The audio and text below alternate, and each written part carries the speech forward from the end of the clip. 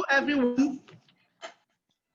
You're very, very welcome. Thank you for coming. Thank you for joining us at this very, very exciting webinar. We are very glad that you are able to make out time to join us from different parts of the world. We want to wish you a very warm welcome. The topic of the webinar is gender perspective in urban planning and design. And we all know that this is a really, really important topic to discuss, seeing that much of the world lives in cities and a large percentage of those people that live there are women. So we must plan for women, which is why we are going to be looking at how important it is for this topic to be properly analyzed. We're going to be listening to a group of erudite scholars speak to us about their experiences, both in planning and in research and in actually carrying out the work. So may I request that we leave all the questions to the end. If you have a question, kindly put it in the chat box. And also I will have you know that we would record the proceedings and it will be available at the end of the webinar. Again, thank you so much for joining us. We're going to start with the first speaker. And the first person to speak is town planner, Mrs. Catherine Kende-George. She is a co-founder and director of Spectroplan Konsult Limited. She obtained a diploma in town planning in December 1967 at the Technical College, now the Polytechnic Ibadan, where she was an outstanding student. She received her postgraduate diploma in town and regional planning with honors at the University of Melbourne, Australia in December 1972, becoming the first female Nigerian professional town planner. She was inducted to the Nigerian Women Hall of Fame at Abuja in November 2007 as the first female African town planner. Town planner Mrs. Catherine Kende-George is the first female fellow of the Nigerian Institute of Town Planners, NITP, 1987, and the first female African fellow of the Royal Town Planning Institute of Britain, RTPI, 1990. The pioneer and first female chairman of Lagos Mainland Local Planning Authority, 1998 to 1999, and the first female chairman of Lagos State Chapter of NITP, 1998 to 2000. At Spectroplan, she has led the Galadimawa District Plan, Abuja Federal Capital Territory, 2001 to 2006, Odunla Housing Scheme, Lagos State, 2000 to 2002, and co-project director, Ikorodu Master Plan, 2008 to 2010. She is a prolific writer and she has made numerous presentations at the local, national, and international professional fora. Thank you so much for joining us, Ma. Can we have your presentation, Ma? Thank you.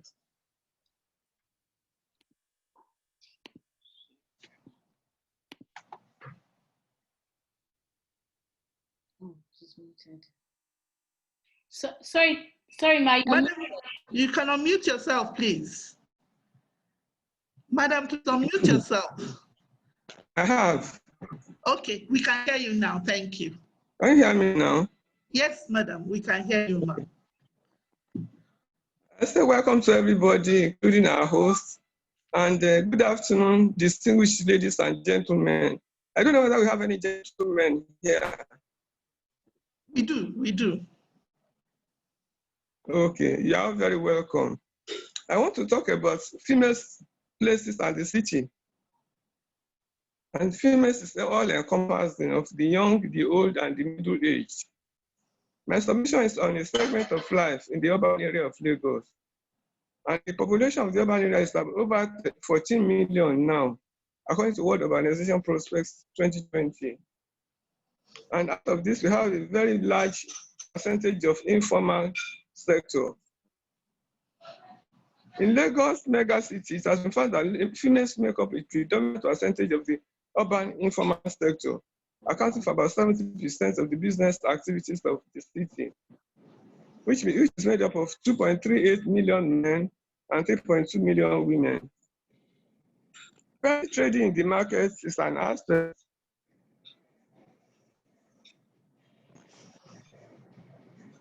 Trading in the market is an aspect of the informal sector, and will always be an important part of residential development all over Africa. Women are usually in the elements, come rain, come shine, and there's a great need for public conveniences and source of potable water for them as they're in the market all day long.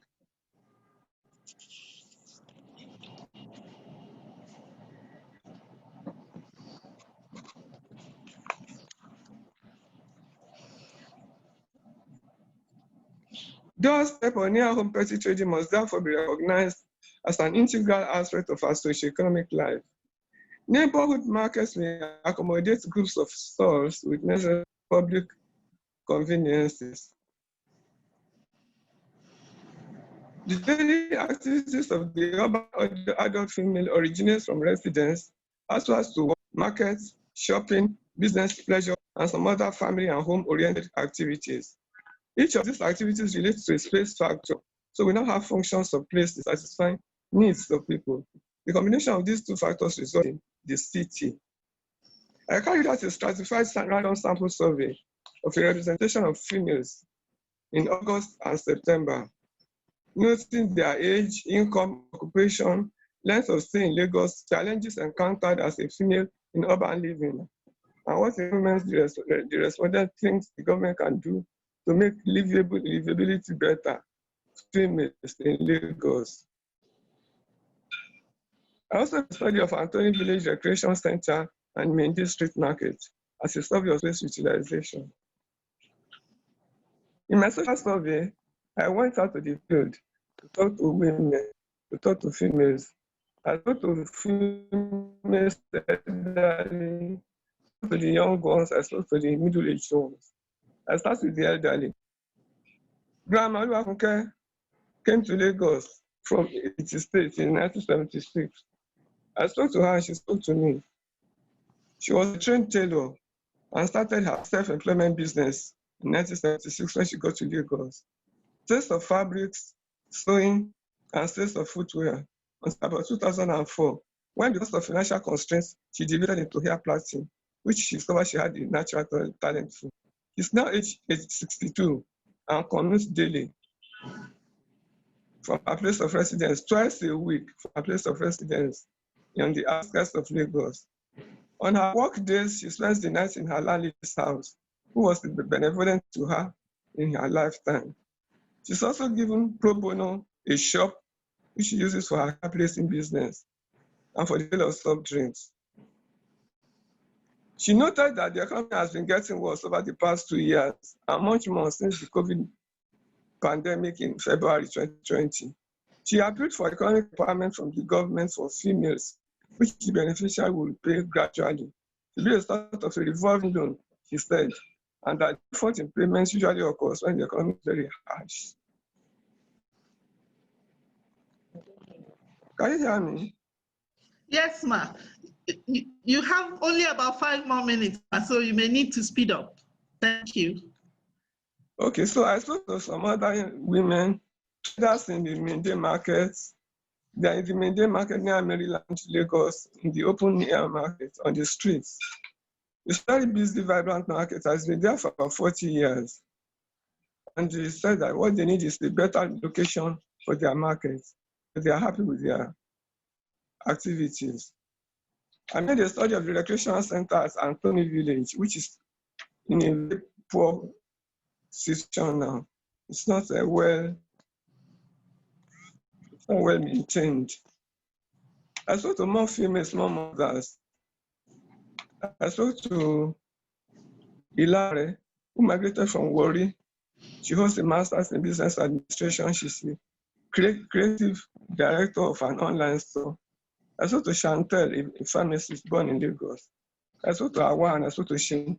All of them requested for recreational facilities and more public parks for themselves and their children, saying that recreation and rest is very important and part of mental stability and care for the females. I spoke to the youth, university undergraduates. They said that refuse disposal is a problem where they live, and they want transportation to be cheaper. And another youth who is a businesswoman would like to have access to loans for the young ones for their business. I spoke to a beauty therapist who said that she had a problem accessing finance when she wanted to expand her business. And she would like the females to have access to low interest loans to aid them in the expansion of their business. She wants to see more public conveniences, restrooms, hygienic restrooms with potable water in public buildings and in public open places. I go to more mothers, sisters who work together, they share workspace. And that shows that for every female, there needs to be care. We need to take care of ourselves. In concluding, the importance of basic facilities for the health and welfare of females, and by extension to the families and the community, to ensure physical safety and emotional balance. All the requirements asked for by the parents are for the improvement of their home and work environments, and the availability of recreational facilities for the family is very paramount. Every respondent had no access to safe drinking water, potable water, have to buy. Availability of finance loans with low interest rates has been emphasized as an important component for the expansion of business.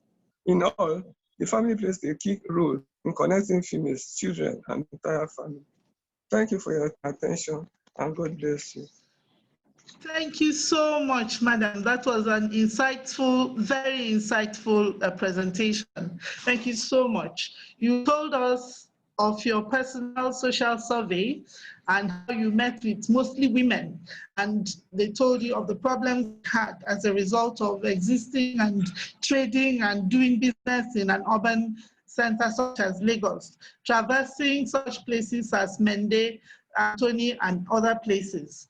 You also told us, Madam, that their key problem has to do with the non-provision of recreational spaces, the non-provision of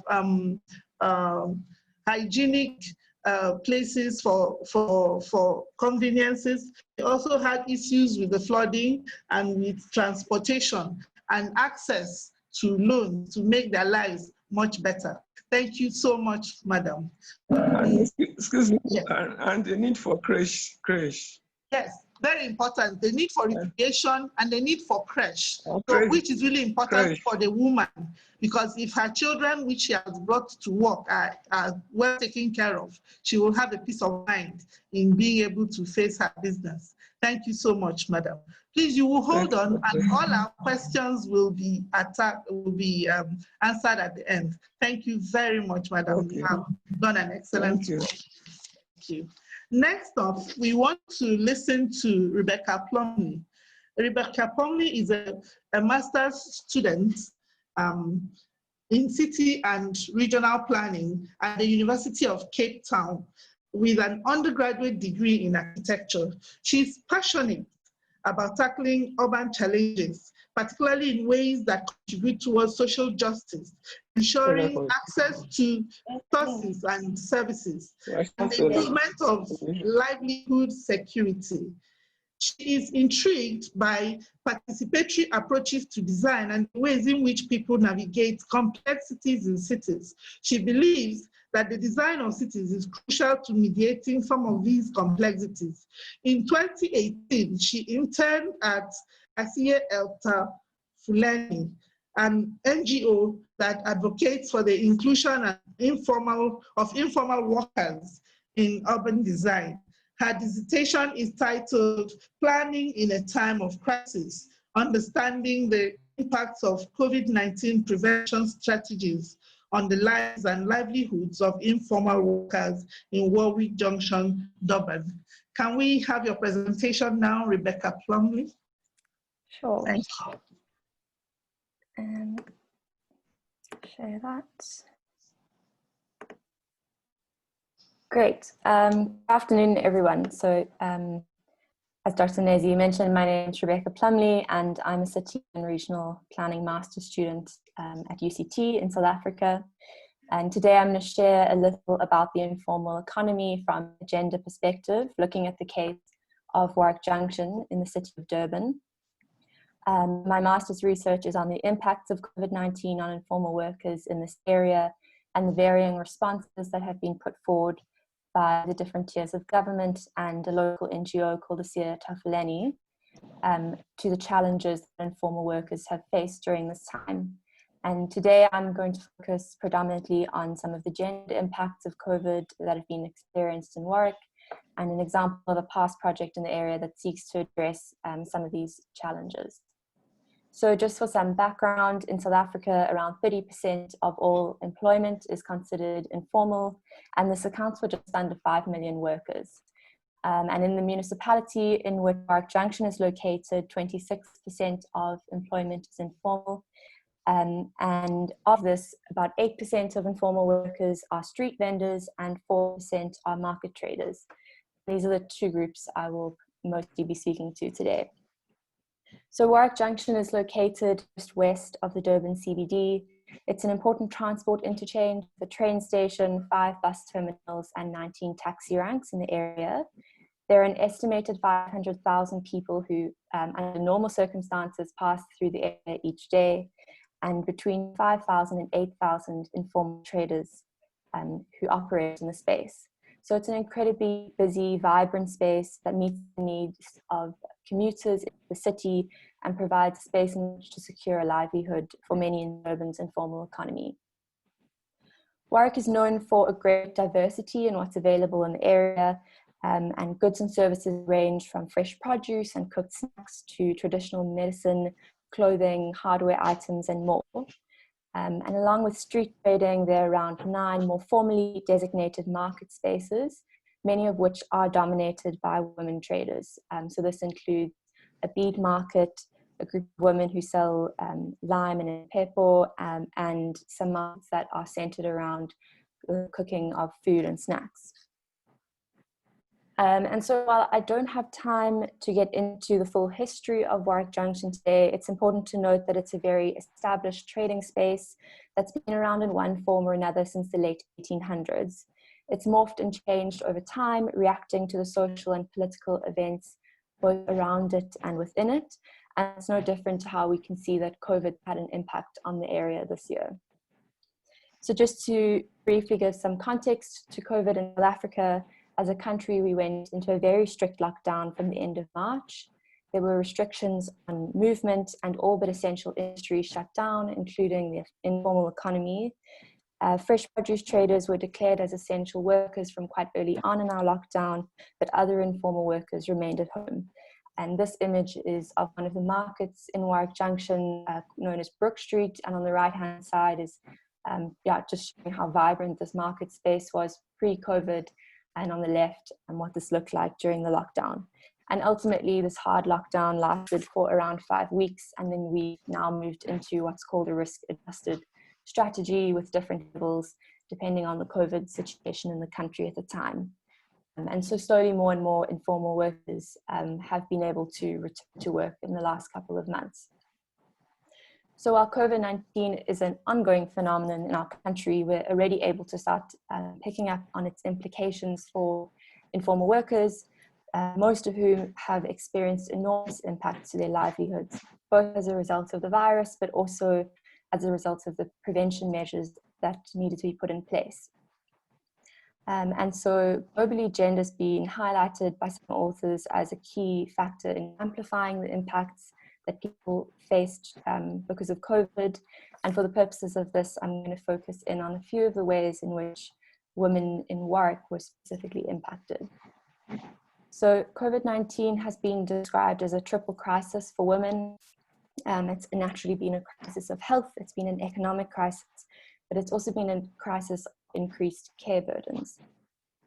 So COVID has posed a risk to the health of informal workers who operate in public space, and in turn this creates the potential for them not being able to work and earn a livelihood. And aside from this health risk, most informal workers could not work during the hard lockdown, and this meant over a month with reduced or no earnings. From an economic point of view, initial studies have found that the gender gap in earnings in the informal economy widened noticeably between February and April of this year. So one of the economic interventions that the South African government put in place was called the Special COVID-19 Relief Grant. And it was available to anyone who did not earn an income, and this would have included most people in the informal economy, provided that you did not already receive a child support grant or any other form of grant. However, initial studies found that by the end of June, 67% of the grant recipients were men, and that should have been much more balanced across men and women. And so it's thought that by excluding child support grant recipients, this grant requirements became inherently gender biased against women who are thought to traditionally be the recipients of child support grants. And so this is a way in which some of the economic impacts of COVID have been amplified by gender in terms of people struggling to gain access to interventions. So globally, in terms of childcare, many women have faced an increase in their burden of care during COVID-19. In South Africa, schools were closed for the 5-week lockdown and again for around a month during the peak of infections. And these closures have disproportionately impacted women as the primary caregivers. And so I'm going to spend the time we have left focusing in on this thematic area of childcare and how it impacts women in the informal economy by sharing a bit about a project that seeks to assist women in Warwick Junction in this regard. So as I previously mentioned, I used to work for an NGO called the Sia Tafeleni, and as part of their Urban Livelihoods and Nurturing Care project, otherwise known as ULINKS, they are working currently to produce interventions that consider the needs of working mothers. So they recognize the complex balancing act that informal workers who are also mothers have between earning an income and caring for their children. Many of the traders in Warwick Junction work very long days, and the most conveniently located daycare centre is almost impossible to afford. Many women are left with no choice but to bring their child with them to Warwick Junction, where they are faced with many potential hazards, including vehicular traffic, air and noise pollution, and the risks associated with open fires. So this is one of the initial proposed interventions, which was to utilize and modify an existing trader asset, which are these wooden storage containers that many traders use to pack their goods into overnight. And the proposal was really just to make minor alterations to the design of these storage boxes, working with informal carpenters in the area in order to repurpose them into both a storage box and a kind of street crib that would allow babies and toddlers to have proximity to their mothers, whilst also keeping them out of harm's way in public space. And this has since evolved into different iterations, one of which has been to create the idea of creating a pop-up mobile kind of childcare facilities that could be shared between mothers, but all very much premised on this idea of identifying an existing asset and modifying it as necessary. So just in closing, I think Warwick Junction is an incredibly important case study in South Africa, in that it highlights the importance of the informal economy generally, but also as an income generator for women. And I think that it highlights for us that it's important for designers to be able to recognize and reckon with the specific complexities that women face in public space in order to come up with adaptive solutions that allow for people to navigate, in this case, the balance between earning a livelihood and childcare, but also the many other complexities such as safety and access to sanitation that women have to navigate every day in public space. Thank you very much, and thank you for the invitation to share. Thank you. Thank you so much, Rebecca. That was also very interesting and very impactful as well, I must say, because one looks at with that very poignant picture that you painted of how the hub used to be before COVID and what it has become now.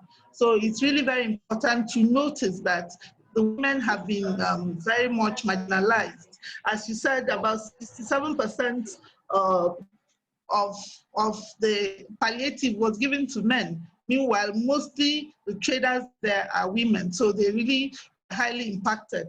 You also told us that the women suffered in 3 ways from the COVID impact: for health, childcare, and economy. And the fact that it's very important that as designers, we must take into cognizance the need to be flexible and to be able to adapt to existing uses, to be able to meet up with the complexities that come about as a result of the problems that come up in the urban space. Thank you very much. That was a great presentation. We would like to move on and go to Sara Ortiz Escalante. Sara Ortiz Escalante is a feminist activist and an urban planner. Sara received a PhD in planning by the University of British Columbia with the dissertation Planning the Everyday, Every Night, a feminist participatory action research with women night shift workers. Sara is a member of the collective Punt 6, a co-op of sociologists, planners, and architects based in Barcelona who are working and applying an intersectional feminist perspective in urban planning. Based in Barcelona, Collective Punt 6 has more than 15 years of experience working nationally and internationally. They develop urban planning and architectural projects, participatory processes, capacity building, teaching, and research. In November 2019, they published Urbanismo Feminista por una transformación radical de los espacios de vida, a Virus editorial. They have published multiple materials and guides to apply a feminist perspective in different aspects of design and planning. Thank you so much, Sara. Can we have your presentation? Thank you. Thank you so much. I hope that you see my presentation now. A pleasure to be here. Thank you so much for inviting me. I want to share with you the work that we do at Collective Punt 6. Also from a humble perspective, I've never been in Lagos, Nigeria. I don't know much about your context, so please take it from that, in the sense that these are some of the things that we do and how we work, and some things may apply or some things may be adapted to your courses and other maybe not. Then maybe we can talk more about later. So as Dr. Uduma mentioned, I'm part of Collective Punt 6, which is a non-profit cooperative of sociologists, architects, and urban planners that we work towards a feminist city. We use an intersectional gender perspective in an approach. That means that that besides our gender, there are other variables of our identity that intersect and also condition our experience in the city, or race, or age, if we have any disability, etc. We do most of our projects through community participation because we believe that people who live in a territory, in a city, in a neighborhood are the experts of the place, and their participation is essential, and particularly women's participation. We also have a sustainability perspective based on ecofeminism mandates, and we are a cooperative. So we are also promoting the solidarity and the feminist economy through our form of organization. So over the last 15 years, we've worked in more than 120 cities and towns around the world in different projects. We have done more projects related with architecture or urban planning. For example, we have transformed playgrounds for kids from this feminist perspective. We've done several community engagement and participatory processes in many cities, mostly in Catalonia and Spain. We do lots of activities with raising awareness and activism. We do also capacity building with teams of urban planners and staff of municipalities and nonprofit organizations. And we are passionate also about feminist participatory research. So every time that we can, we do research either like with our PhDs or research that comes from the community. So from where we depart, so we critique the capitalism and the patriarchal city where we live currently. Most cities around the world have been thought with this conception that growth doesn't have any limits, and it was positive to grow as a city, right? That was positive, with the goal of capital accumulation, consumption, and also with a very mercantilistic perspective. As you all know, this type of cities, and I imagine that in Lagos is very similar, what they do is reproducing inequalities. Those are cities that also are based in a very ethnocentric, racist, and colonialist perspective, because they take models from the north, very Eurocentric, to many cities around the world. But also these are cities that are patriarchal and sexist because they have been designed from the point of view of a model of citizen that usually is a white man, middle class, fully able with a full-time job, and that has a lot of power in the community. And that, of course, has reproduced social inequalities. In response of that, for many decades, women and feminists in communities, but also in academia, have tried to work to implement a feminist perspective in urban planning. What does it mean? It's something as simple but as revolutionary as to change the priorities of what has to drive our cities and put the life of people at the center of urban planning decisions. And that means give the priority to all those activities that not always are paid, and that has to has a relation with care and domestic activities. We propose that this perspective also depart from rethinking the spaces and not replace and build them, as sometimes that happens. We value the productive and care task.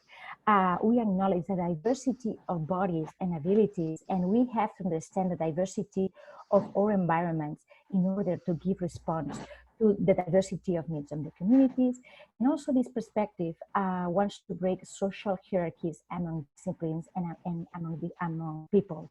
As I said, many times planning and architecture is in the hands of formal educated planners and architects.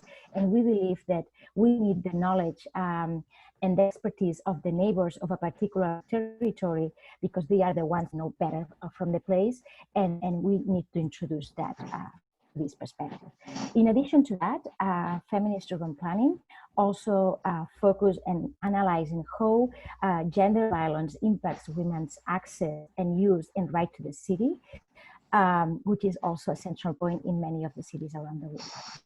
So to continue, what it means to put people's life at the center of urban decisions. So we work with the concept of everyday life. Everyday life is what we do in an everyday basis, right? All the activities, they happen in a particular space in a particular time during the 24 hours of the day. The activities can be classified either in the productive sphere, which is the formal or informal work that usually gets a transaction that is paid, and then also the reproductive and domestic sphere, which we develop all the activities that are related with care and domestic chores and tasks. But also there is a community and political sphere, which is all the activities that we do for the community, activism, to volunteer with an organization, etc. And also the personal sphere, which is these activities that we do for leisure or for self-care. So in an ideal society, planning will be done thinking of abandoning with these four spheres. In our current capitalist and patriarchal city, the cities privilege the productive sphere, and all these spheres are satellites of that. What's the consequences? Women have double or triple shift. Women, we are still responsible around the world on the care and domestic tasks, on the care of children. And this has been invisible and not valued and not recognized by our societies and by our cities. So as I said before, we also are inspired by ecofeminism. We believe that we have to respond also to a model that incorporates an analysis of the spaces that connect the global environmental crisis with the global care crisis. And for that, we propose that a model of a city of care for the future city, which is a city that is based in the care of people, but also in the care of the planet and in the care of our environment. As I mentioned before, paid and unpaid work is mostly carried out by women at homes and in public spaces. And we all around the world depend physically and emotionally on the time that other people give us. Care should be a social and public responsibility. We believe that care should not be only a women's responsibility, it should be shared and recognized. Care goes beyond family relations. So for that, we believe that a city of cares is a city that allows you to take care of others, that allows you to take care of yourself. That's something that oftentimes it's forgotten. It's a city that takes care of the environment, and it's a city that takes care of you. With that in mind, when we analyze the urban level from a feminist perspective, we usually look at 6 variables. As I said, community participation in urban planning decision making. We promote and foster women's participation as experts and neighbors, because women have been excluded from participatory processes in urban planning from decades, thinking that urban planning is a men's question. We use also different challenges and spaces of participation to introduce an intersectional gender perspective and response to the different ways people have to participate. We support community action and bottom-up activities and give visibility in all the participatory processes to the reproductive and care sphere, as well as to the safety issues. Being aware of how gender roles and socialization also impact in the way that people participate. Over the years, we have developed several participatory methods, and we have published open access publications, which are in Catalan and Spanish. Some of them are in English, where we collect some of these tools, participatory tools, to do assessments from a gender perspective, in safety issues, in playgrounds, working with women who work in nights.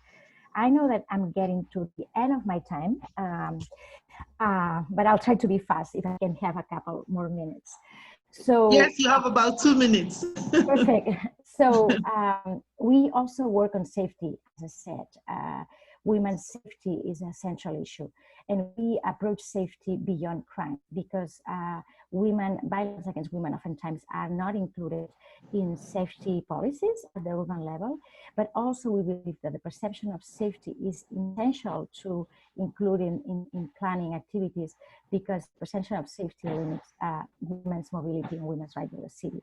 So we work through the 6 principles of safety from a feminist perspective, that the city should be vital, surveyed informally by the neighbors and people surrounded in the community, equip, signposted to have the wayfinding to places and know where you are and where you go. It should be visible and also communitarian. That means that it has to be analyzed and also transformed through the active participation of women, who are the people who live violence. We also promote diversity of uses and people in public spaces, and thinking public spaces and how they can better support care. For example, what are the facilities that we find in public spaces? Are there benches for socializing, for resting, for taking care of others? Where are the public toilets? Are the public toilets in our cities? I think that this is a major concern in many cities around the world. What is our safety perception also? What are the women's contributions to the public space in terms of street names, signs, urban art, etc.? We also work in improving services and facilities. For example, how we can include this gender perspective in the way that in markets, that they think schools, playgrounds, etc. And we work also in mobility, understanding that women have a more sustainable mobility, more complex and diverse than men, as I mentioned before, because we have a double and triple shift. We are usually in the paid job sphere, but also we are taking care of others. And that makes us to have more complex mobility. But even though it's a more complex, we still move mostly around the world in many cities by foot or public transportation. But we face a lot of challenges in this mobility: feminization of poverty, gender violence, also the impact of pollution in our health, as well as a lack of representation in the mobility and transportation institutions.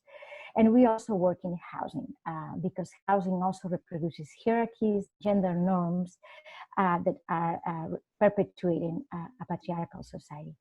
I think I'm over time. So we have worked over this year in several projects, doing safety audits and exploratory walks around many cities in our context. We've done also safety audits from a gender perspective in the Catalan railway company, analyzing how the public transportation stations can improve women's safety to be better used. And we have also done a lot of feminist participatory action research in different topics, working with women night shift workers in the metropolitan area of Barcelona, or trying to analyze the mobility with women in the city of Barcelona. And I think I'm going to finish with that, and I'll be ready for questions later. Thank you so much. Thank you. Thank you very much. That was an illuminating and highly informative presentation. Thank you so much, Sara. You have told us in the fields where you work quite a lot of information. You mentioned that that working with women ensures that diversity is covered, because women's issues often go beyond what men would have. And the tools that you use, community participation, sustainability, ensuring that safety is a part of it, and importantly, mobility, childcare. It was really quite an interesting presentation. Thank you very much for your presentation. We will have to ask you some more questions at the end of the presentation. Thank you very much. Now we want to move on next to our final speaker, Dr. Taibat Lawanson. Dr. Taibat Lawanson is an associate professor of urban planning and co-director of the Center for Housing and Sustainable Development at the University of Lagos, Nigeria.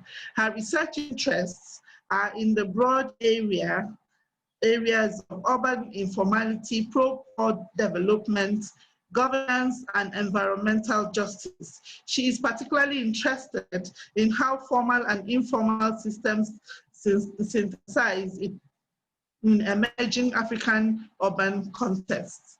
Thank you so much, Dr. Taibat Lawanson. Can we have your presentation, madam? Good afternoon, everybody. Thank you very much for inviting me to speak. I'm going to be, over the next 10 minutes, essentially just sharing some reflections on the gender terrain of the Nigerian built environment. So I'll start with space. This is under the Falomore Bridge, and it's a representation of the Chibok girls. Unfortunately, about 5-6 years ago, over 200 girls were kidnapped from a secondary school in northern Nigeria, and we have only been able to recover about 100 of them. So this space under the Falomore Bridge in Lagos is a reminder that we still have lost girls and that we need to bring back our girls. So this space is like a tribute to the Nigerian girl child. But what is most interesting about this space is that usually the only time you see a woman this space is when she's crossing the street to catch a bus on the other side. Oftentimes you see men sitting down and being very comfortable in that space. That being said, this presentation is essentially just reflections of the work I've done with regards to women in Nigeria. So I started looking at women about 2006, 2005, thereabout, and I've published on women in Nigeria, usually from the point of their agency and from the point of their livelihoods. Women particularly tend to get the short end of the stick, and so are often employed in the informal economy. But what I've realized also is that as much as women get the short end of the stick, the reality is that both women in low-income and higher-income communities share certain characteristics with regards to the design and of the urban space and the reality of urban life. So the work that we're doing currently is the Ajegunle Ikorodu Community Resilience Action Plan, and we're using a citizen science methodology And incidentally, we're able to engage 6 women participants that you see on your screen here, and they have very effective advocates of the community life. Women tend to know their communities better than men. They know the needs of the community, the concerns of the community, and the opportunities that are embedded in those communities. So I talk a bit about what I've learned from casting a scholarly gaze on women's lives and livelihood in Nigeria. The first thing is that cities and public spaces are created with women in mind. This may be because the preponderant amount of professionals in the built environment are men. And so when they're designing, when they're conceptualizing, it is usually from a position of their own experiences. And so the concerns and the experiences and the needs of women and children often get forgotten. So we are systematically disenfranchised. How do I know this? You need to see where are the pedestrian bridges near the markets, particularly places like Malmo. On the Lekki-Epe Expressway, where are those pedestrian bridges located? And how do women, navigate those spaces? You find out that oftentimes women have to take public transport, drop one bus stop before or one bus stop after, and so tend to incur extra costs to move themselves, usually due to safety concerns, because of the design of the road, other times to avoid harassment on the streets. Women also have incredible agency. You find out that many of them have multiple livelihoods and they are able to combine their care responsibilities with their livelihood responsibility, oftentimes one suffering for the other. And then in the context of Lagos and in the context of all women that I know that have children, that work, have responsibility, whether to their children or to their parents or to other members of their family, women suffer from significant time poverty.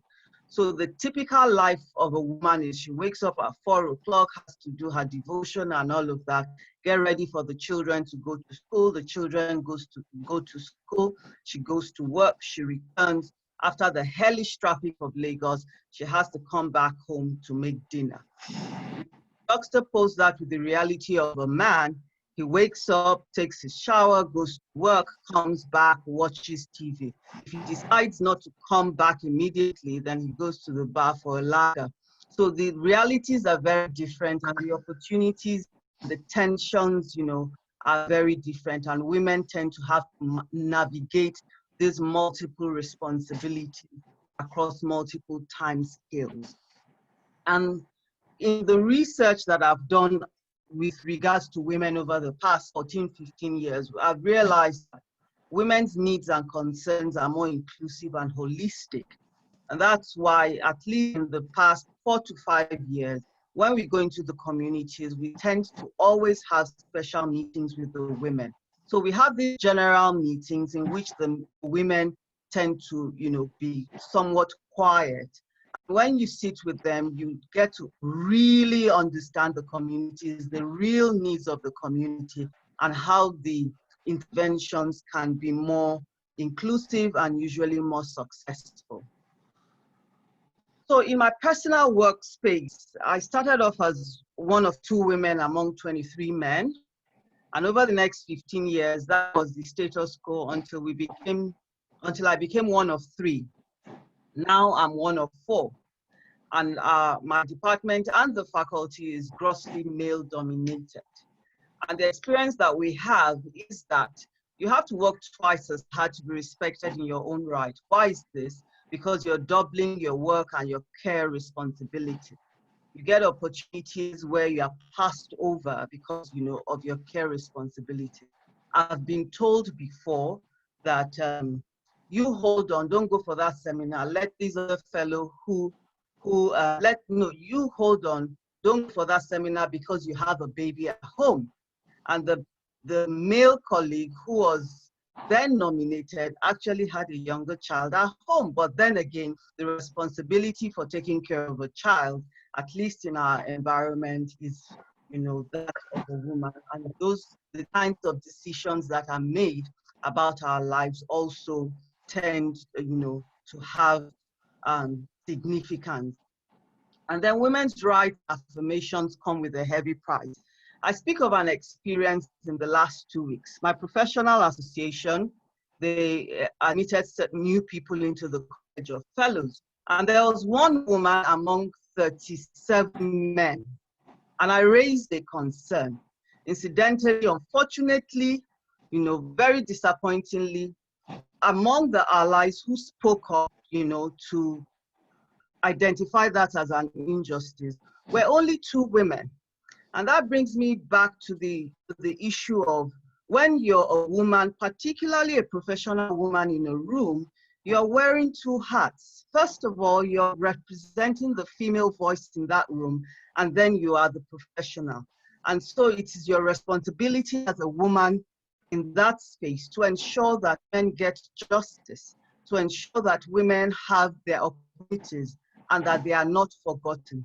Oftentimes the opportunities or what should come to women, the enfranchisement is not intentional. They are just simply neglected. So it's your responsibility to remember and to insist that that be done.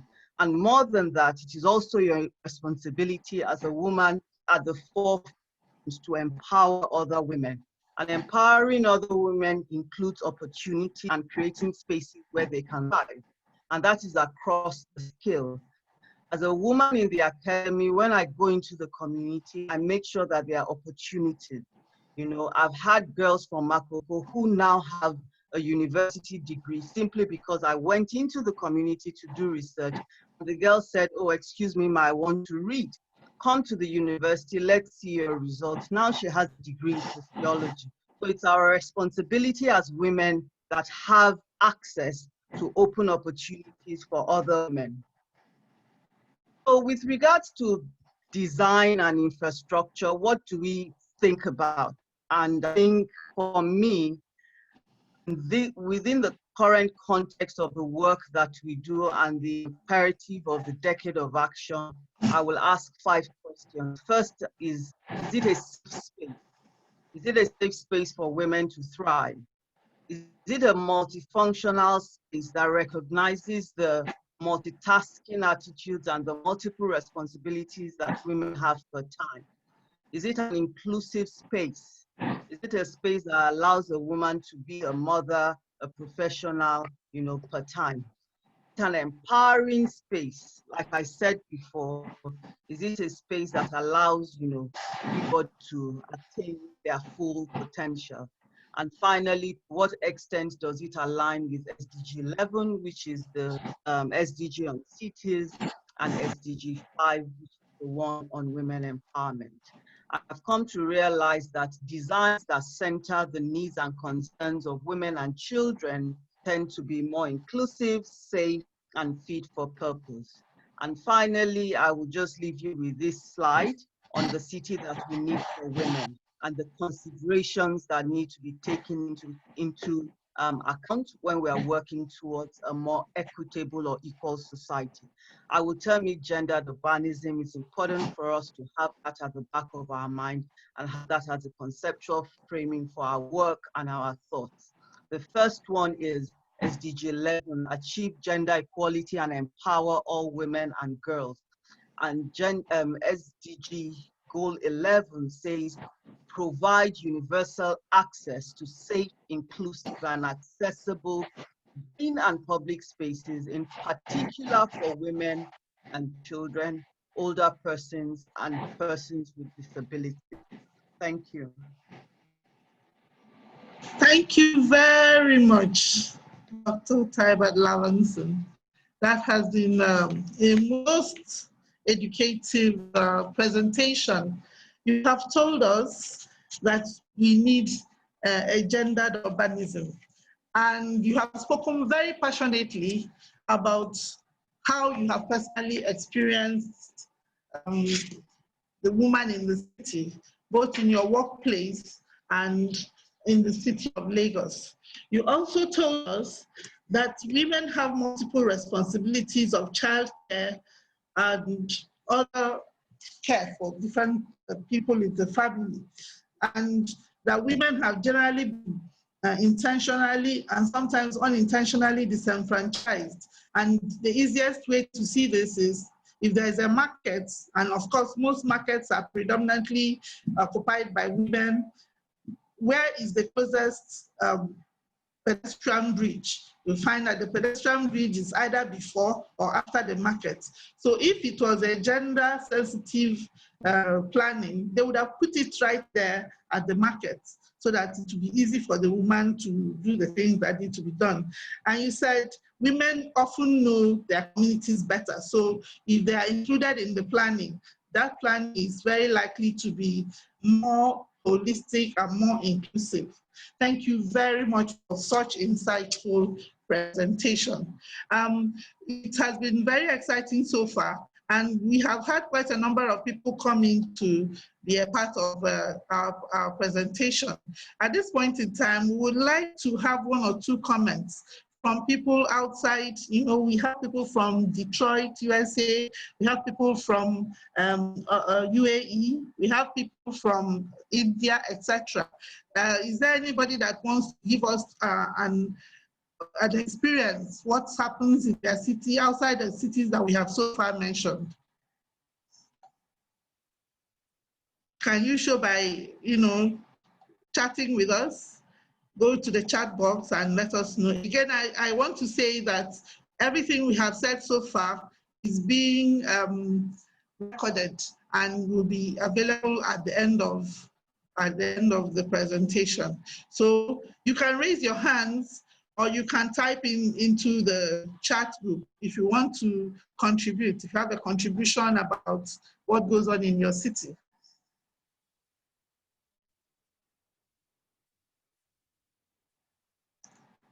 While we wait to hear from you, I want to confirm as an architect and a landscape architect that everything they have said so far is very much true. Women are very detailed in everything that they do.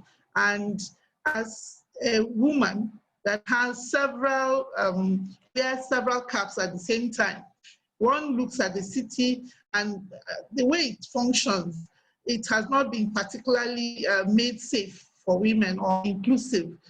And as Sara herself said, it's because before time, there has been mostly a masculine connotation to the planning. But a lot more women are involved now, and we must make our voice heard, and we must ensure that women are well taken care of, so that not just the women themselves, but other people that are interested will be able to have a part in the proper working of cities. While we wait for those questions, I have one or two questions on my own. Sara, what do you think? Do you think that the politics of each country can make a difference? Because politics is quite important in determining what goes on in each city. Can you answer that question? How do you think politics can be involved in a good way? This question is for me? Yes, please. Yes, please. Yes. Well, it definitely influences a lot. For example, there have been legislation in the region of Catalonia and Spain since the 2000 that also kind of gave a legal framework, right, to try to foster, to integrate a gender perspective in urban planning. That doesn't mean that if you get the legal framework, the people who are in charge, who are in power, are going to be applying it, because that's what is happening here. Our name Collectiu Punt come from a 2004 law that was enacted by the government of Catalonia that mandated for the first time to include a gender perspective in urban planning in the improvement neighborhood plans of different cities in the area. Saying that, I think it's very important, but also I want to acknowledge that when that has arrived to legislation or to a political framework, it's because there have been women, they have been advocating for that. If not, these things doesn't happen. So I think it's important to recognize the work of women from community organizations, feminine organizations, grassroots organizations, as well as women that enter the political life, the pressure for those changes and to enact this kind of legislation. Thank you very much. Mrs. Catherine Kende George, we want to ask you a few questions, madam.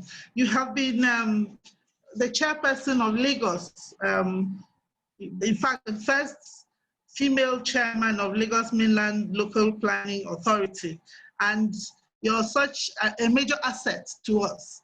I want to ask, how did your presence at the planning authority influence a more female gendered planning in Lagos State, madam? Thank you for that question. In planning, when we go out to the field, I have an advantage because I'm able to reach out to the community more easily.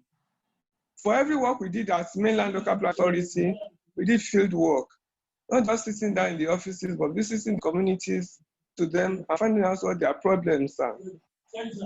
When we worked at Galadimawa in Abuja and had community meetings, the women were excluded completely. And I asked the question, where are the women? They said the women are at home because women, their husbands and brothers make up our minds for them. And when we get home, we tell them what we decide. And it's what we decide that they have to abide with. But down in Lagos here, the women participated and they had a voice. And I was happy about that. And I'm happy that since 20 years ago that I was chairman of Nigerian Institute of Town Planners Lagos State chapter, we have had a lot of more females, both in the universities and the polytechnics and at work. And it's a very big improvement and achievement for the females. From just the sole one person to so many people, I'm very happy. Thank you very much. But as a follow-up to that, did you find that the decisions you took were easily passed over, or did they accept it? What was your experience in terms of your male colleagues in getting certain decisions that were pro-female passed? And if you can give us an example of that in Lagos. That's why politics comes in. Politics is planning and planning is politics. Of course. To get anything done in planning, you have to be either a politician or you have a leverage in politics because decisions are made at the political level. The best you can do if you cannot get into politics is to have a very good rapport with the politicians. And I discovered that when you have a rapport with politicians, things get done. But sometimes they do promise the women that you get it done and you don't get it done. So what do we do about that? How can we enforce? All what we are discussing this afternoon, how can we enforce that it's done for the good of the women? It's very important for we females to help ourselves. Those who are empowered to help those who are not empowered to succeed. I think that is very important. Thank you very much. Thank you very much. I have someone from Egypt. He says, hey, I'm Aya, an MSc student joining you from Egypt. I'm glad to join you and share the same interest. In Egypt, we suffer from a lot of female problems. The shortage of these public spaces in existing cities, they are really working on increasing them and to enhance the experience of the urban environment in new developed cities. The fear of criticism, since we suffer from a high ratio of harassment incidents lately, and of course the shortage of these public spaces unfortunately affect things. What can we say, madam, also about open spaces for women in Lagos and how it functions for women? What would you say about that, please?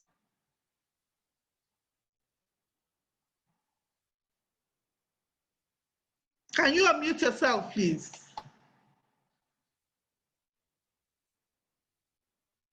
We cannot hear you. Can you unmute yourself? Okay. Okay. Can you hear me now? Yes, yes. It is very important for the public spaces to be safe. Yes. Because if they are not safe, then it's a no-go area for the women and the children.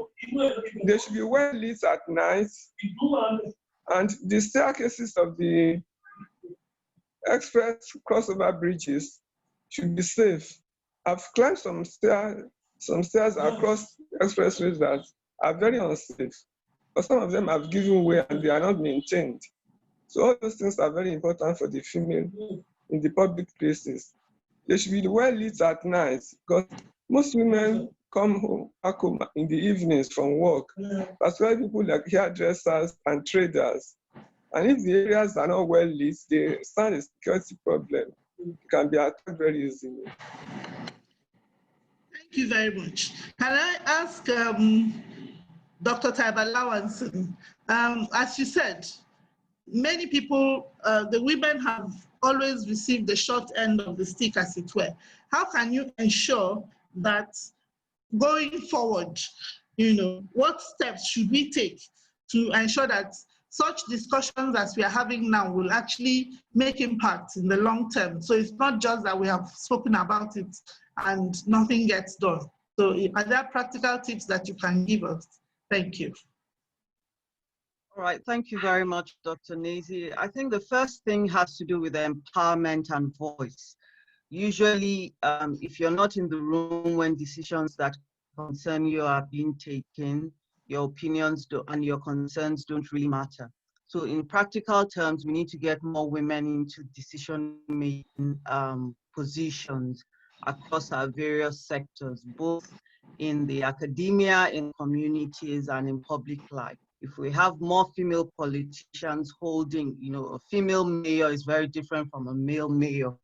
The president of New Zealand, the German chancellor, we see a different style of governance.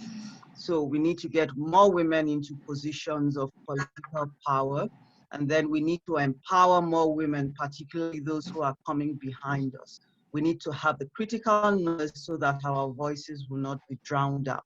And also, at this point, we need to have allies amongst the men who understand that a more equal society is a better society for all right? That is also important. And then as women, we need to be assertive and firm about getting, these concerns addressed. So take, for example, there's a panel to come and speak, and then there are 5 men and no woman. It's your responsibility as a woman to call that out. And, I don't get tired of raising those kinds of things like, wow, the boys are going to have a discussion. So that's really interesting, and sometimes I go further by not even attending those kinds of events, no matter how interesting the topic is. So we just have to be more firm and more assertive, and then, create opportunities where there can be women at the table. I think that's the most important thing, creating those opportunities and recognizing and amplifying the efforts of women who are doing good work and who are, trying to make things better. Thank you. Thank you very much. Victor Adebayo, can you unmute yourself to ask your question? You have your hand raised. Victor Adebayo, can you ask your question, please? Okay. Yeah, good afternoon. I'm a civil engineer and also a lecturer from Nigeria. My question is this. I want Dr. Catherine George to please take the role that education of the girl child needs to play, and also the increase in the professionals in this particular area, because I think that we need to emphasize on the role of education, increasing the professionals, female professionals, and more education in regards to this. So I really want opinion about that.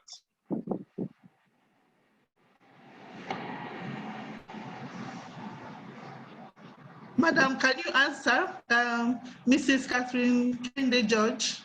He wants to know what you think of the experience of education or lack of it of the female child to what we are discussing? Thank you. Can you unmute yourself to answer? Thank you. Okay, Yes. I'm here.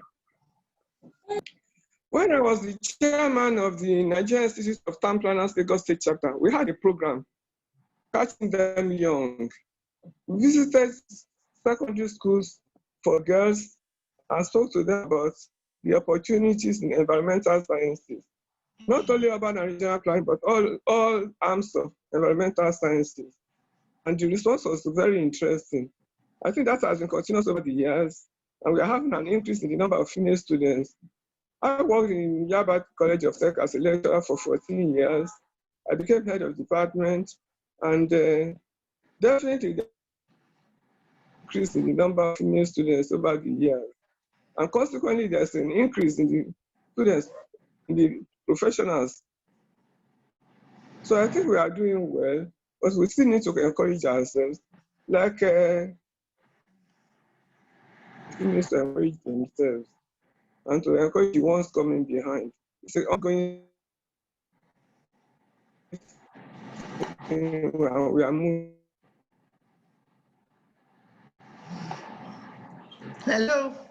Okay. Hello. Okay, we were not hearing you for a minute. Okay, thank you very much. Thank you. Thank you. Dana Hanelstein says, I just wanted to say these issues are relevant all over the world. Being in Detroit, safety is improving, but has always been an issue. The biggest change in the last decade to get young people to move back to the city is transportation. We are the few large cities that do not have mass transit because we are known for birth of automobiles. These past few years has incorporated a better bus system as well as a bikeable community. That's interesting. I would like to ask any of the presenters, any of the presenters, what they think about bikeability, especially in the African context. Because it's been quite a while that they have tried to introduce the use of bikes, and it has not quite taken in most African cities. So can we have any of the presenters speak to this issue? Thank you.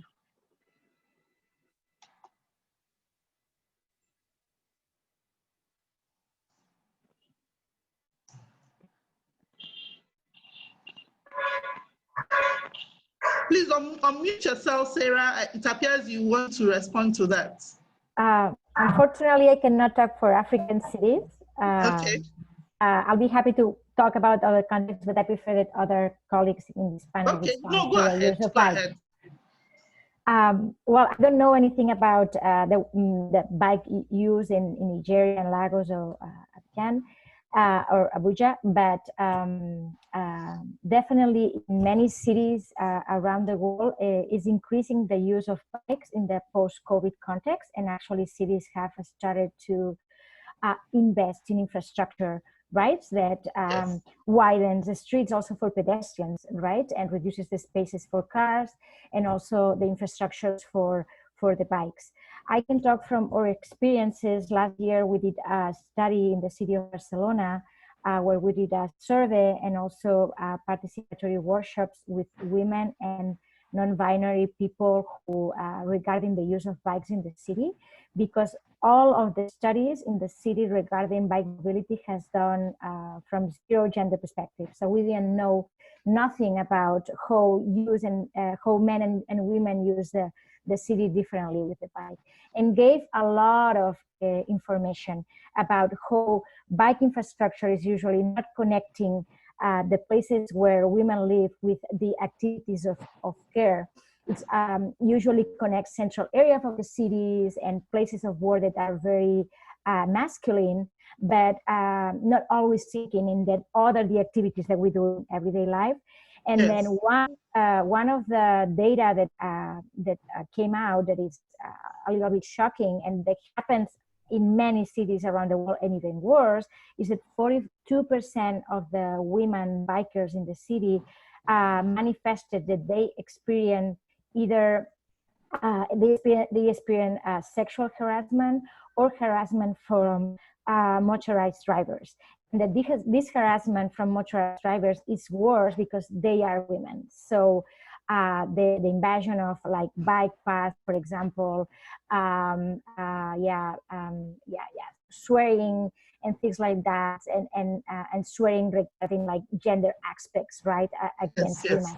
So definitely, I think it's an opportunity, the post-COVID context, to reduce car mobility and invest in more bike and in more pedestrian infrastructure, as well as public transportation and collective transportation.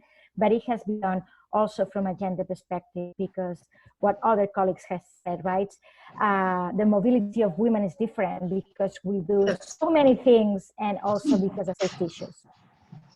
Thank you very much. Olumide, do you want to ask your question? Can you unmute yourself and ask your question?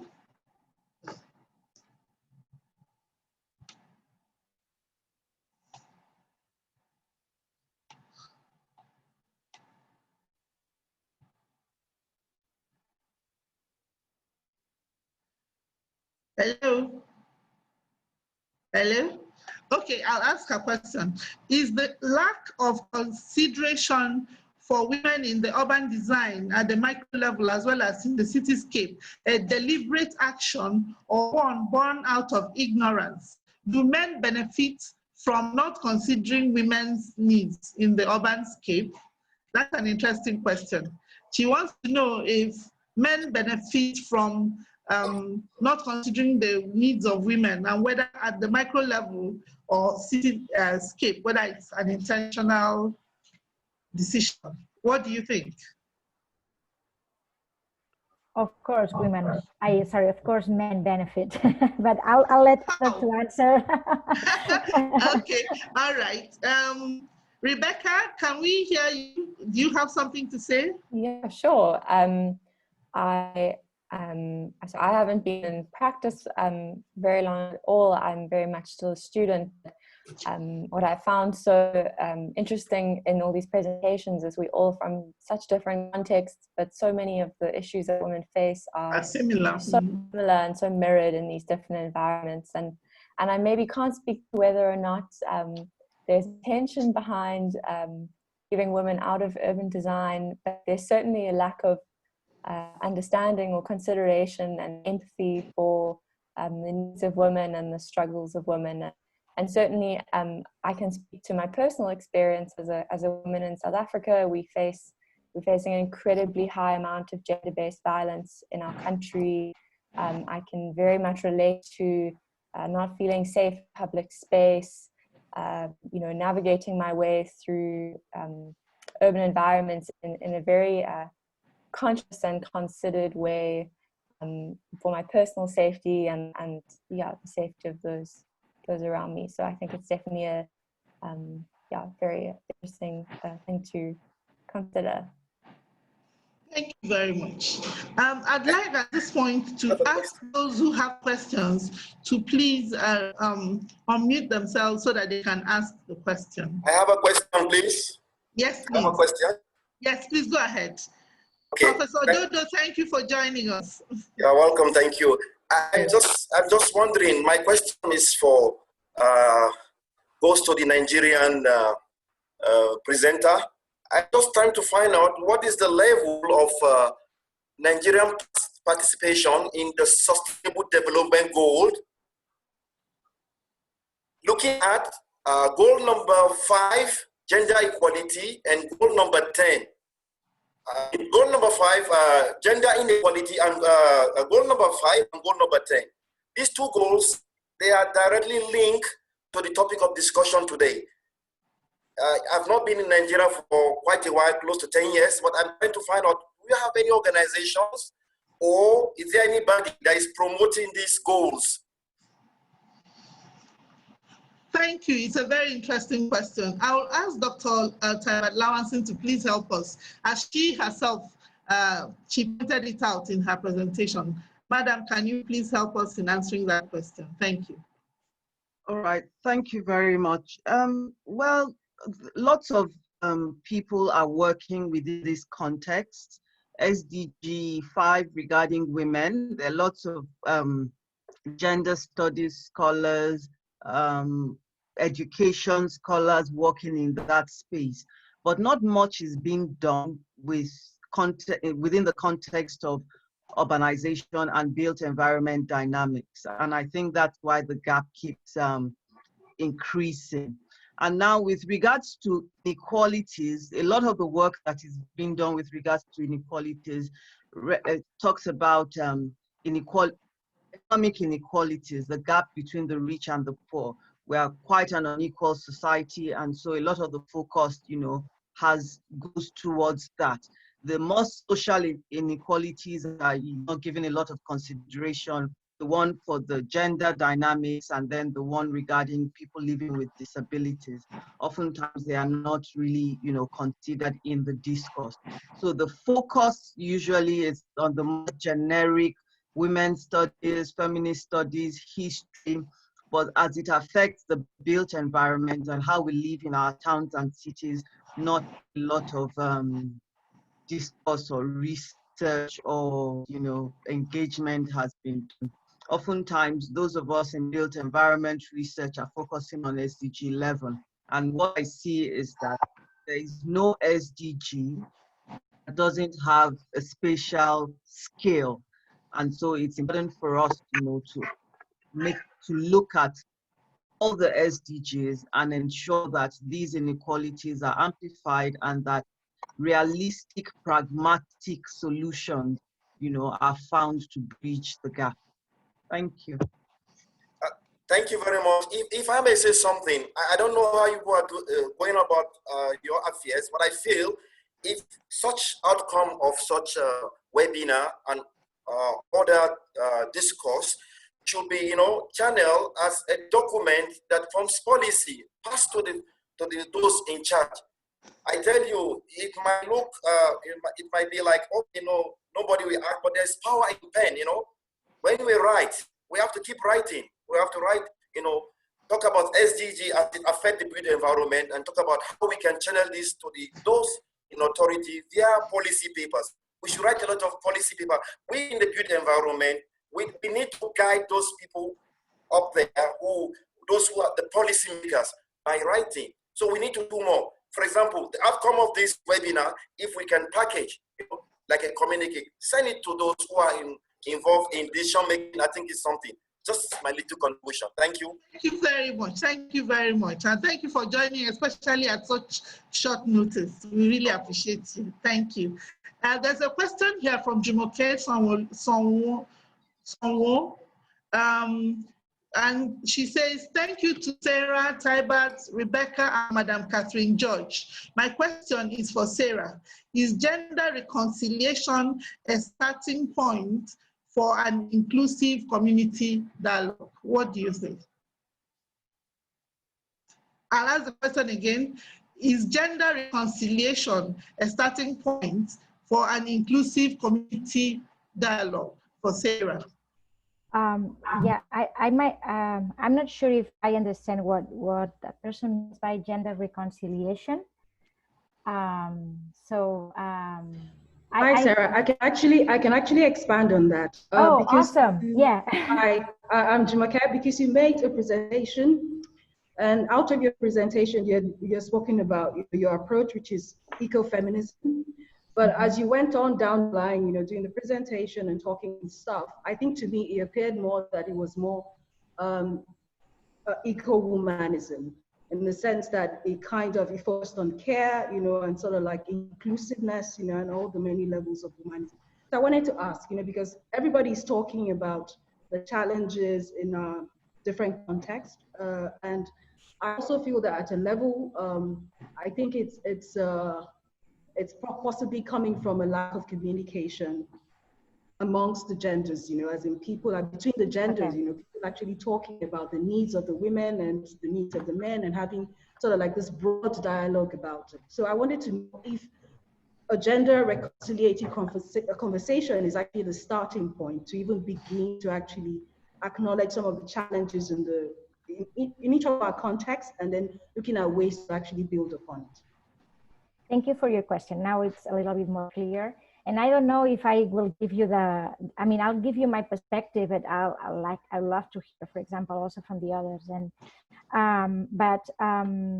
there has to be willingness to do this reconciliation, right? And one of the things that we say when we do our work and when we promote women's participation, and not only women's participation, but as Sara was saying, people in their diversity, they have been excluded from these processes, right? People with disability, children, minorities in the different communities, etc. It has to be also a willingness for the people who have been in power to let go and also to lose some privilege. So when we talk about the feminist city, it's promoting equality and equity, but to achieve that doesn't mean that everything will win from that. There are some people that have to be willing also to have less privilege than they have in now, right?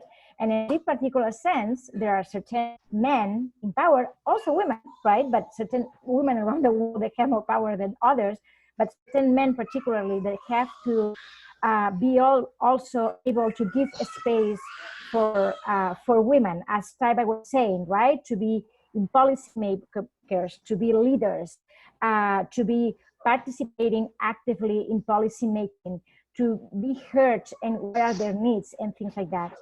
So I think that it's difficult to talk about gender reconciliation if there is not a willingness also to lose those privilege from part of the society. I don't know if that answers your question. I think he partly does. I think he partly does, but I think at this point, I'm a little bit averse to sort of like the drive for gender equality. I'm more into sort of like equity in the sense that, equality is kind of like, it's not really meeting everybody's needs, but equity actually is a more encompassing, approach to this. And by doing that, I think it has to start from sort of like a reconciliatory conversation where everybody actually even identifies what is needed, based on their daily engagement with the city, and then we can then now build upon this. Okay, can I just jump in and say something quickly, particularly in the context of the Nigerian society. The Nigerian society is heavily patriarchal, and a lot of the interventions or the response to women's issues in tokenist. And that's why you have, the men don't see anything wrong. They're operating from a space of privilege, and that's what they're accustomed to. And nobody gives up power without a struggle. Easily, yes. Which is why I said it's important to get more women, at the decision-making table. I don't think we can come to reconciliation if, we don't even realize that there's something wrong. That justice is being done. I think it's important also to highlight, to amplify these issues. So, for example, when you hear issues of sexual assault, and then you hear a man saying, why was she there at that time? Why was she dressed that way? It's your responsibility. For him as a man, he's speaking from a male privilege point of view that I would have fought, I would have, protected myself in a different way. So it's, I think it's important for us to also amplify that systemic injustices, are being done, and start to dismantle, those kinds of structures. And you can't do that before reconciliation. You have to show that, there's a problem, and have the other party recognize also that there's a problem before we can get to reconciliation. I do agree with you, Taibat. I'm sorry if I can just change this very quickly. I think I do agree with you, Taibat, but also I think my perspective is that women also are gatekeepers in patriarchal societies. They also reinforce, some of these practices. So, for example, in the example that you gave now about, rape cases and the kind of women also sort of champion this narrative as well, about what are you wearing, what are you doing there, and things like that. So again, I still feel that as much as our society is driven by this. You know, I also feel that women also participate in this. So in order for us to identify, you know, the challenges and the needs, I feel that everyone needs to be part of this conversation. Okay, I think I would like us to leave it at that point. The point has been made that both parties need to realize that there seems to be an inequality at work. So both sides will have to work at having a more sensitive or more genderized urbanism, as has been spoken about. I want to bring up someone else. Aya Abdelmoti, also from Egypt, says he has a bit of a problem with his audio, but he has listened to 4 great presentations and thinks that we as women in Africa share the same needs, that it's surprising to her, and that as a result of this, she's going to focus this unique point in her dissertation. So I'm glad we have been able to help someone gather focus. Anyway, continuing, she says, I think we should not compare between the genders. We need to create gender equal urban spaces, of course, by increasing female participation, empowering women, etc. It was my pleasure to join you, and I hope I could visit Lagos one of these days. But he has one last question. Do women all over the world share the same needs? We live in different countries with different values, surroundings, traditions, lifestyle, etc. But do we share the same requirements in urban spaces? I would like the presenters to please help us. Any of the presenters, please? Do women all over the world share the same values, same traditions, lifestyle, all that? I would like the presenters to please help us. I'd say no, each city is different. It's a little bit what I said at the beginning. The critique of the capitalism, the patriarchal cities, it has tried to reproduce the same model everywhere around the world. So it will depend. So what type of mobility exists in Lagos, right? And what the spaces have to connect. I think the presentations that you gave also in South Africa, the importance of informal work and those markets. So for that reason, I think it's essential to do context-based assessments with context to analyze what are the needs and giving appropriate responses to that. Of course, gender inequality and injustice is a worldwide problem, definitely, but the way that is materialized and the way that is also that can be transformed, that I think it depends also of each context, and I think that's super important because if not, we might be making like wrong transformations and wrong decisions. Yes, I agree with you totally and completely, because there has to be context. It may sound similar, but there are definite differences. Penina Ndegwa would like to say something on transport. Please unmute yourself and talk to us. Penina Ndegwa. Thank you so much for the opportunity. This is Penina Ndegwa from ITDP Africa. Great. And thank you so much for the invitation. And I'm so happy to hear so many people from Egypt because you've done actually a gender study on Cairo BRT. And that's one of the cities that I can say we are really working towards ensuring that women experience high safety in public transport. So from our study in the Cairo BRT study, the gender Cairo BRT study, most women stated that they were experiencing a lot of harassment. Okay, maybe I should say, why I'm responding to this question is because I've seen a question on Lamata, which that is the BRT of Lagos. So I wanted to bring the gender perspective from the experience of Cairo, Egypt.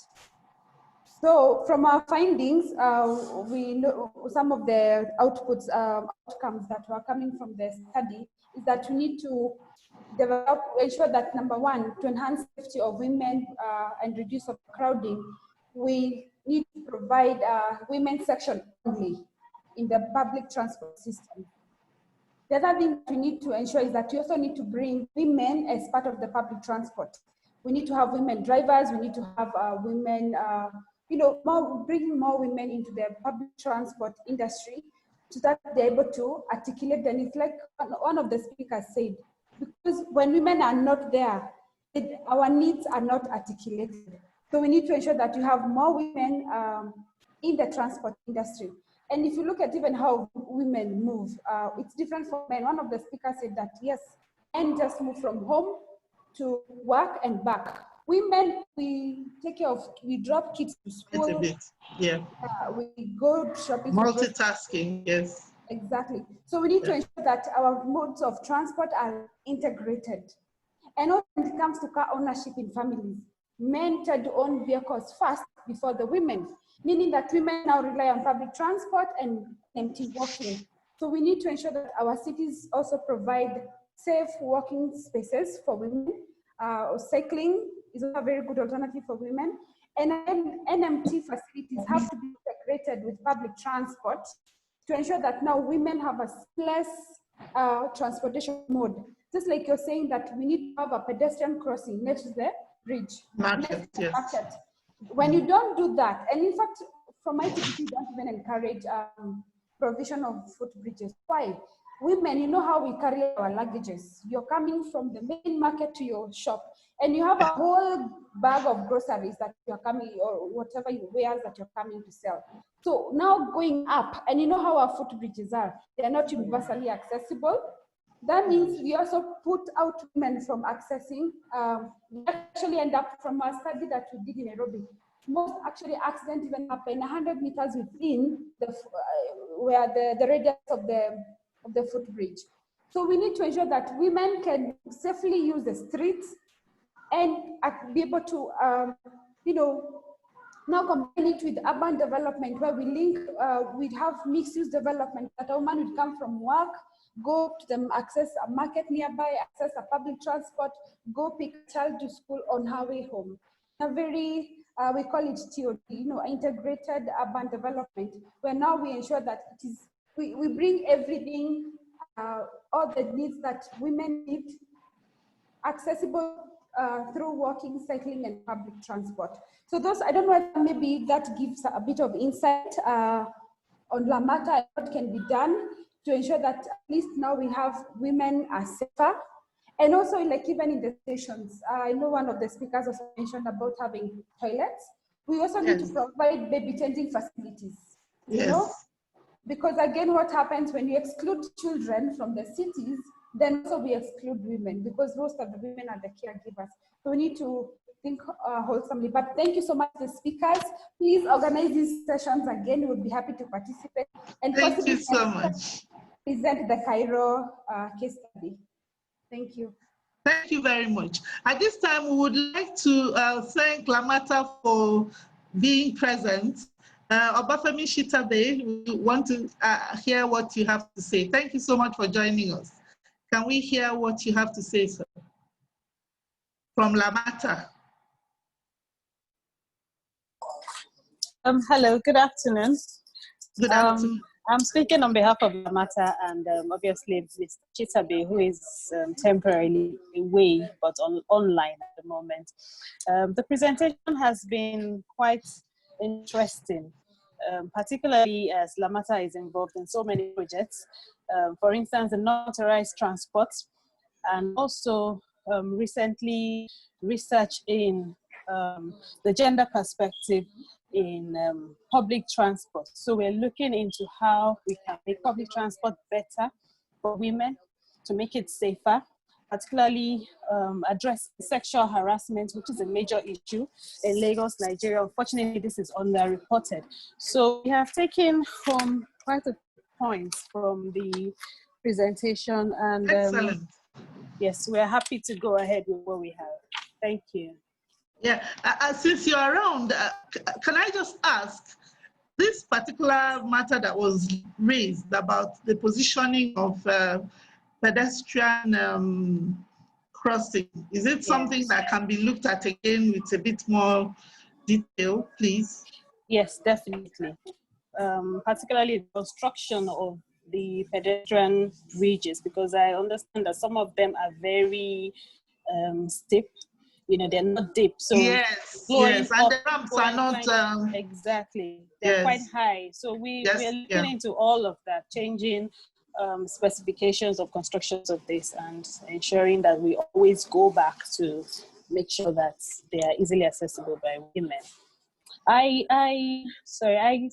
typed the question in. I don't know if it has been fully addressed, and my question was directed to Sarah. Yes, my question was directed to Sarah concerning the safety audit that was taken on the Catalan Railway Company, yes, and on the gender perspectives. I was wondering how that was taken, but listening to Penina, I picked a few points, but I don't know if it fully addressed it. You know, she mentioned about having a section for women in public transport, introducing women in public transport. Some of the things that Lamata has taken into consideration, you know, especially as we have a female managing director, so we do not just have somebody who is a professional, but somebody who has the voice for women. You know. So I would like to hear more from Sarah and know how the safety audit was carried out. Thank you. Thank you. Thank you for your question. So we were looking at the whole environment of the training stations, from the surrounding, the entrance, the connectors, to the tracks, and also the vehicles. And we, in that particular audit, we used the word that has been built up over decades, first by the Canadians and later by the Latin Americans. And we were using the 6 principles of safety for women.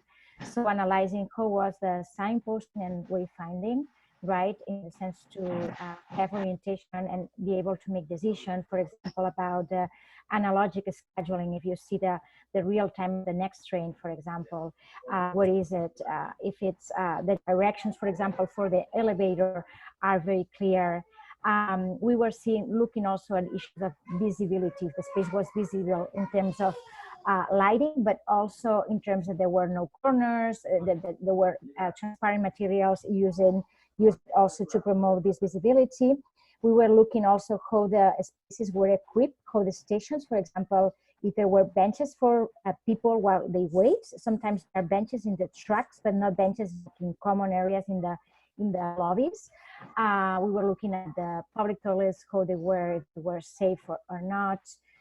Looking at also informal surveillance, not only formal surveillance, but also that too. If there were, for example, during the whole, since you enter the station until you get to the train, if there are buttons to push and ask for help or information, for example, in the case of in a dangerous situation. We were looking also at the different activities that happen in the station at different times of the day, etc. So we were looking at physical and also the social configuration of the station to improve all these characteristics. Of course, I agree with the other colleagues said. There has to be an increased number of women in the policy making related with mobility. Is a very male dominated field. I think around the world, women don't represent even 20% of the workers in the transportation sector. And if we arrive at that percentage, it's because we count women flight attendants as part of that percentage. But if we look at public transportation in cities, it's even smaller, the percentage. So we need that, and we need women making decisions. And regarding the women-only transportation, I think there is a lot of debate. I don't think it's the final solution or the long-term solution, but I also acknowledge that while you are making changes in a particular context, that might be a temporary response to women. But I know from different contexts, from Bogota, from Mexico City, from India, that it's giving problems, right? Because women don't travel alone. They usually travel with their children, right? Or men also accompany children. So to which wagon they have to go. So I would say that I might appreciate that initiative while we're changing the system, but I always joke that maybe the only wagon will have to be for men and not for women, because women are the ones that are sexually attacked. So maybe the only wagon should be for men. But that's kind of my perspective. I know that it's different in different countries. Excellent. Thank you. I just want to say, read something I've seen here. from Olubukola. And the person says, my observation is that women in matriarchal societies, such as in India and Ghana, believed to be so, do not enjoy any privileges in comparison with women in patriarchal societies. They only face realities of gender-based inequalities faced by women in general. These from health and well-being to housing and other infrastructure to make life and lifespan better. I wish honestly that women realize that we have to do it ourselves because men alone cannot solve these problems. As we begin to round up, I want to give all the speakers just 1 minute to give us their final thoughts on this. And Sarah, since you're already on, can you just say one thing in a minute to round up the presentation so far? Thank you. Well, I'm very thankful and grateful and very excited to have participated here, to have met you all, and I would love to continue collaborating with the different presenter organizations in Nigeria. Let's keep in touch, and we look forward to, I don't know, to partner, to collaborate, and to learn from each other. Thank you so much. Excellent. Please, can we have Mrs. Catherine Kende-George? Please, can we have one sentence from you to round up, please? Yes, I'm here. I think it is very important that all we have done today should be documented and should be followed up so that decisions are made and taken for the benefit of the females, because we are speaking on behalf of millions of females. And if we finish speaking here, that is the end of it, it will be too bad. Please let us have a commitment from Ludi to follow up on all these discussions we have done for the benefit of the females. Thank you very much for inviting me, and God bless. Thank you so much, Madam. Rebecca Plumbley, can we hear from you, please? Your last thoughts on what you have heard so far? Sure. I also just want to say thank you so much for the opportunity, and to Ludi for the invitation. I'm leaving today feeling very inspired by all the other speakers, and yeah, quite privileged that I was included amongst such impressive and accomplished women. So thank you very much. Thank you so much. Can we hear from Dr. Taibat Lawanson? Any last thoughts? Yes, thank you very much for the opportunity to share my thoughts and to be in the midst of such fantastic women and men. And as the other speakers have said, the discussion must not end here. We must give it power, and we must also empower more women to be part of the conversation. Thank you. Thank you so much, everyone, for having participated. It has been a very exhilarating experience. We'll go back now to the Executive Director, Ludi Olamide Udoma-Olugu, to give us last words and the way forward. Thank you very much from me, Nnezi Uduma-Olugu. It's been a pleasure. Thank you.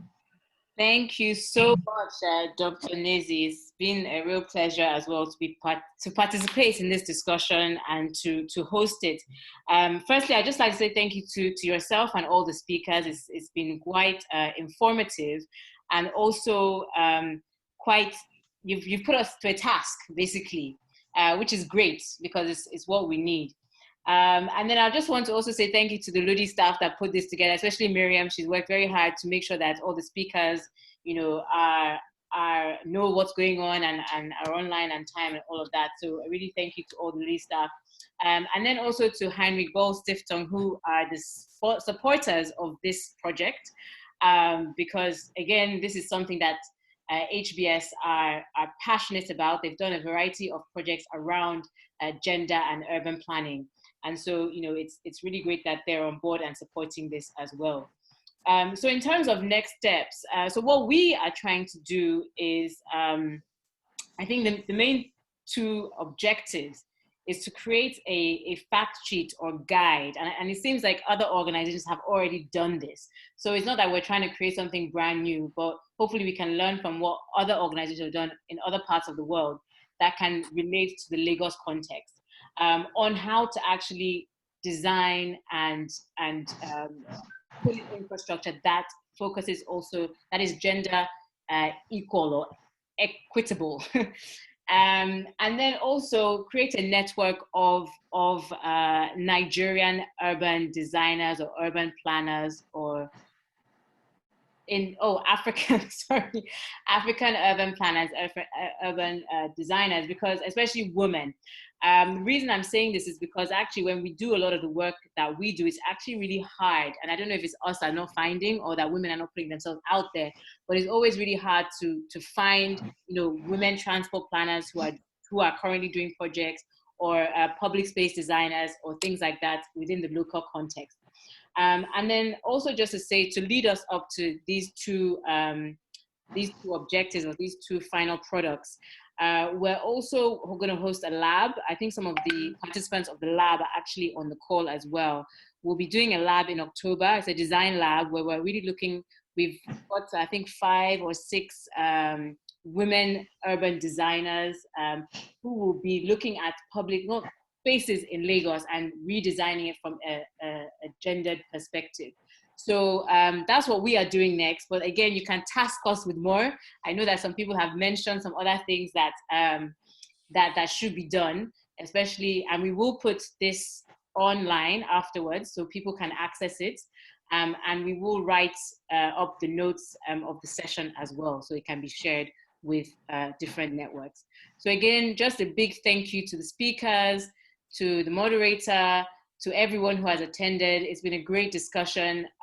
We from LUDI have learned a lot, and we appreciate the time and effort it has taken to join this conversation. So thank you all, and we will of course be in touch very soon. Thank you. Thank you. Bye-bye now. Bye-bye. Bye. Bye-bye. Bye. Bye.